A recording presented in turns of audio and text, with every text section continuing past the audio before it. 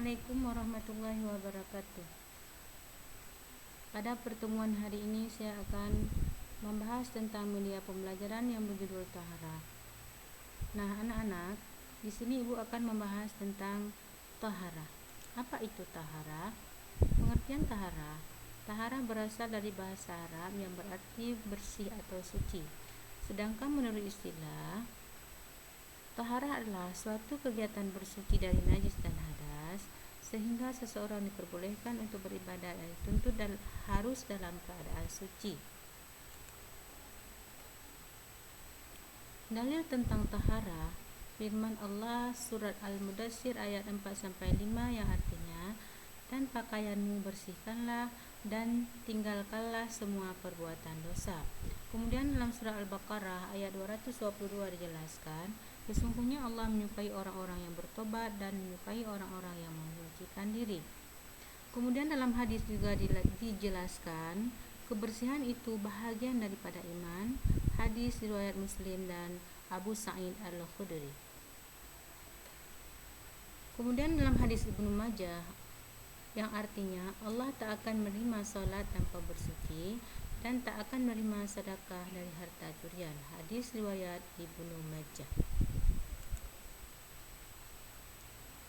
Kemudian perbedaan antara hadas dan najis. Najis adalah berasal dari bahasa Arab yang artinya kotoran, dan menurut istilah, najis adalah suatu benda yang kotor yang mencegah sahnya mengerjakan suatu ibadat yang dituntut harus dalam keadaan suci. Sedangkan kata hadas berasal dari bahasa Arab yang artinya suatu peristiwa, sesuatu yang terjadi, sesuatu tidak berlaku.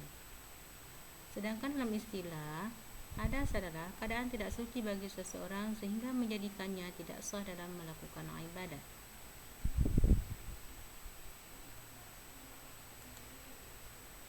Kemudian macam-macam najis dan cara menyucikannya. 1. Najis mukhaffafah, artinya adalah najis ringan. Contohnya seperti air seni bayi laki-laki yang belum berumur 2 tahun dan belum makan apapun kecuali air susu ibu. Cara menyucikannya sangat mudah, cukup dengan memercikkan atau mengusapkan air yang suci pada permukaan yang terkena najis.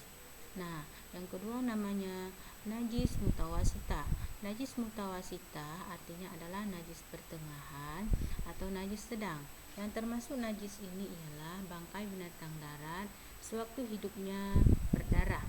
Kemudian nanah, muntah, kotoran manusia dan binatang, dan selanjutnya adalah khamar. Kemudian najis mughalladah adalah najis yang berat, najis yang bersumber dari anjing dan babi. Cara menyucikannya ada beberapa tahap, yaitu dengan membasuh sebanyak 7 kali, salah satunya menggunakan air yang dicampur dengan tanah. Kemudian najis mutawasitah ini terbagi kepada dua macam, yaitu najis hukmiyah dan najis ainiyah.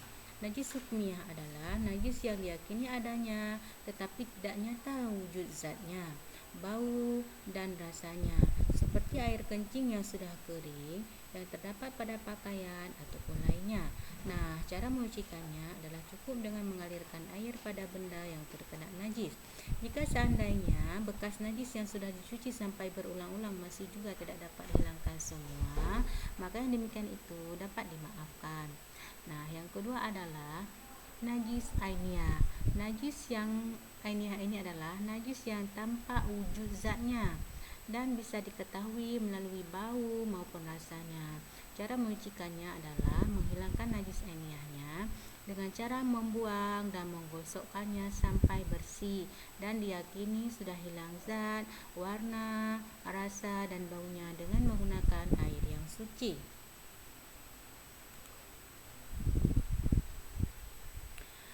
Kemudian macam-macam hadas dan cara menyucikannya. Hadas terbagi dua, yang pertama hadas kecil, yang kedua hadas besar. Hadas kecil adalah keadaan seseorang tidak suci, dan supaya ia menjadi suci, maka ia harus berwudu, dan apabila tidak ada air, maka diganti dengan tayamum. Kemudian hadas besar yaitu keadaan seseorang tidak suci. Dan supaya ia menjadi suci, maka ia harus mandi besar. Apabila tidak ada air, maka diganti dengan tayamum.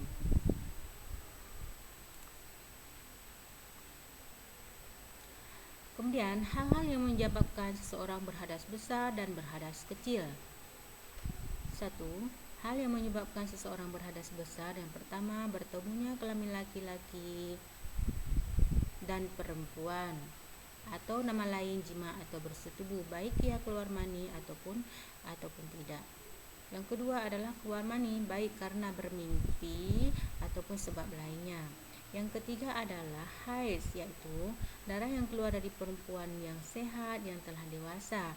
Selanjutnya yang keempat adalah nifas, adalah darah yang keluar setelah bayi dilahirkan. Dan yang kelima adalah wilada, yaitu darah yang keluar di saat bayi dilahirkan. Kemudian hal-hal yang menyebabkan seseorang berhadas kecil. Yang pertama, karena keluar sesuatu dari dua lubang, yaitu kubul maupun dubur. Yang kedua, karena hilang akalnya yang disebabkan mabuk, gila, atau sebab lainnya seperti tidur. Yang ketiga adalah persentuhan antara kulit laki-laki dengan perempuan yang bukan mahramnya tanpa ada batasan yang menghalanginya. Yang keempat, karena menyentuh kemaluan, baik kemaluan sendiri ataupun kemaluan orang lain dengan telapak tangan ataupun jari. Kemudian, macam-macam air. 1. Air mutlak atau tahir mutahhir, yaitu air suci menyucikan. Artinya adalah air yang masih asli, belum tercampur dengan sesuatu benda lain dan tidak terkena najis. Air mutlak ini hukumnya suci dan dapat menyucikan. Air yang termasuk air mutlak ini terdiri daripada 7, yaitu air hujan, air laut, air sungai, air sumur, air salju atau air es, kemudian air embun dan air mata air. Kemudian yang kedua adalah air mustakmal. Air mustakmal itu adalah air suci sedikit yang kurang daripada 2 kula dan sudah dipergunakan untuk bersuci, walaupun ia tidak berubah sifat, ataupun air yang suci yang cukup 2 kula yang sudah dipergunakan untuk bersuci dan telah berubah sifatnya. Yang ketiga adalah air mutanajis.